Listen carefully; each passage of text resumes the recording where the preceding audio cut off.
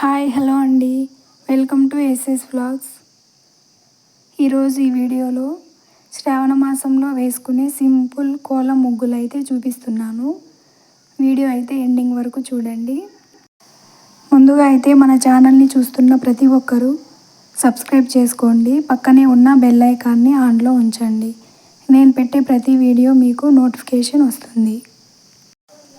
ముగ్గుతో పాటు శ్రావణ మాసం గురించి ఒక చిన్న కథ అయితే తెలుసుకుందాం. మన తెలుగు సంస్కృతిలో ప్రతి మాసానికి ఒక ప్రత్యేకత ఉంటుంది. కానీ శ్రావణ మాసం అంటేనే భక్తి, పూజలు, వ్రతాలు, పచ్చదనం, పండుగలు గుర్తుకొస్తాయి.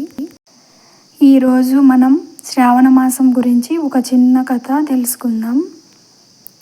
ఒక చిన్న గ్రామంలో లక్ష్మి అనే గృహిణి ఉండేది. ఆమెకు శ్రావణ మాసం అంటే చాలా ఇష్టం. శ్రావణ మాసం మొదటి రోజు నుంచే ఇంటిని శుభ్రంగా ఉంచి ఉదయాన్నే లేచి ఇంటి ముందు ముగ్గు వేసి పూజ చేసేది. ఆమె కూతురు సిరికి మాత్రం ఇవన్నీ పెద్దగా అర్థం కావు. ఒకరోజు సిరి తన తల్లిని అడిగింది, అమ్మ, ప్రతి సంవత్సరం శ్రావణ మాసం వచ్చిందంటే ఇంత ప్రత్యేకంగా ఎందుకు పూజలు చేస్తావు? మిగతా నెలల్లో దేవుడిని పూజించకూడదా అని అడిగింది. అప్పుడు లక్ష్మి నవ్వుతూ, దేవుడిని ఏ రోజైనా పూజించవచ్చు తల్లి, కానీ కొన్ని కాలాలు మనకు భక్తిని, మంచి అలవాట్లను గుర్తు చేస్తాయి. శ్రావణ మాసం అలాంటి పవిత్రమైన సమయం అని చెప్పింది. సిరికి ఇంకా తెలుసుకోవాలనే ఆసక్తి కలిగింది. అయితే ఈ మాసంలో ప్రత్యేకంగా ఏముంటుందమ్మా అని అడిగింది సిరి. లక్ష్మి చెప్పడం మొదలుపెట్టింది. శ్రావణ మాసంలో శ్రావణ సోమవారాలు, శ్రావణ మంగళవారాలు, శ్రావణ శుక్రవారాలు, వరలక్ష్మి వ్రతం, రక్షాబంధన్, శ్రీకృష్ణ జన్మాష్టమి వంటి అనేక పర్వదినాలు వస్తాయి. ప్రాంతాన్ని బట్టి పండుగల ఆచారాల్లో కొంత తేడా ఉండొచ్చు, కానీ భక్తి మాత్రం అందరిలో ఒకటే.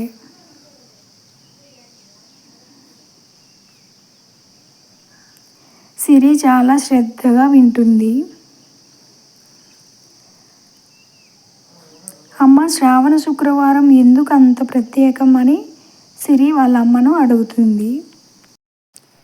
శ్రావణ శుక్రవారం రోజున చాలామంది మహిళలు లక్ష్మీదేవిని భక్తితో పూజిస్తారు. ముఖ్యంగా వరలక్ష్మి వ్రతం రోజున కుటుంబం సుఖ సంతోషాలతో ఉండాలని, అందరికీ ఆరోగ్యం, ఐశ్వర్యం కలగాలని అమ్మవారిని ప్రార్థిస్తారు అని చెప్పి లక్ష్మి పూజకు కావాల్సిన పసుపు, కుంకుమ, పూలు సిద్ధం చేసింది. సిరి కూడా తల్లికి సహాయం చేయడం మొదలుపెట్టింది. ఆ రోజు సాయంత్రం వారి ఇంటికి ఒక వృద్ధురాలు వచ్చింది. ఆమె చాలా అలసిపోయి కనిపించింది.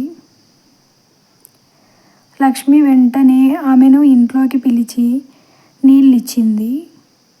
కొంచెం భోజనం కూడా పెట్టింది. సిరి ఆశ్చర్యంగా అడిగింది, అమ్మ, మనం అమ్మవారి కోసం ఇన్ని పూజలు చేస్తున్నాం, మరి ఈ అమ్మమ్మకు భోజనం పెట్టడం కూడా పూజేనా? లక్ష్మి చిరునవ్వుతో చెప్పింది, అవును తల్లి, మనం దేవుడికి పూలు, పండ్లు సమర్పించడం ఎంత ముఖ్యమో, అవసరంలో ఉన్నవారికి మనకు చేతనైన సహాయం చేయడం కూడా అంతే గొప్పది. భక్తి మన చేతుల్లో కనిపించాలి. ఆ మాట సిరి మనసులో బాగా నిలిచిపోయింది. మరుసటి రోజు నుంచి సిరి కూడా ఉదయాన్నే లేచి ఇంటి ముందు ముగ్గు వేయడం, పూజ చేయడం, అమ్మకి సహాయం చేయడం మొదలుపెట్టింది. ఒకరోజు పక్కింటి చిన్నారి అనారోగ్యంగా ఉందని తెలిసి సిరి తన దగ్గర ఉన్న పండ్లు తీసుకెళ్ళి ఇచ్చింది. తల్లి అది చూసి ఎంతో సంతోషించింది. చూశావా సిరి, శ్రావణ మాసం మనకు నేర్పేది ఇదే.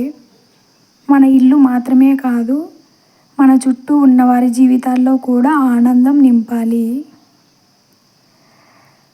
శ్రావణ మాసం రోజులు గడుస్తున్న కొద్దీ సిరిలో చాలా మార్పు వచ్చింది. ఆమెకు అర్థమైంది,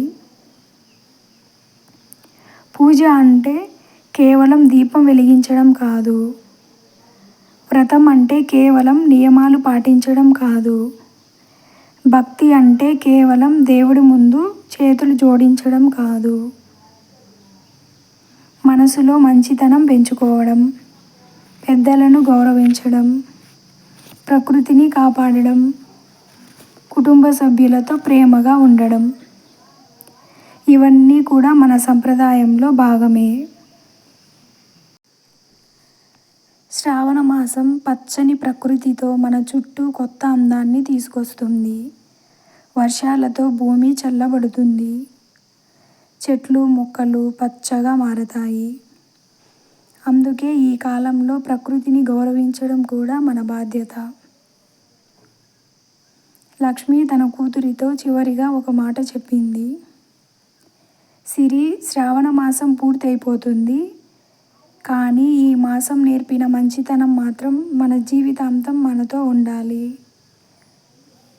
సిరి తన తల్లి చేతిని పట్టుకుని, అమ్మ, ఇక నుంచి శ్రావణ మాసం కోసం మాత్రమే కాదు, ప్రతిరోజు ఎవరికైనా ఒక చిన్న సహాయం చేయడానికి ప్రయత్నిస్తాను అంది. లక్ష్మి సంతోషంగా నవ్వింది. ఆ రోజు సాయంత్రం ఇంటి ముందు సిరి వేసిన చిన్న ముగ్గు ఎంతో అందంగా కనిపించింది. ఆ ముగ్గు చిన్నదే, కానీ అందులో భక్తి ఉంది, ప్రేమ ఉంది, సంప్రదాయం ఉంది, మంచితనం ఉంది. ఇలాంటి వీడియోల కోసం మన ఛానల్ని సబ్స్క్రైబ్ చేసుకోండి, తప్పకుండా ఫాలో అవ్వండి. Thank you.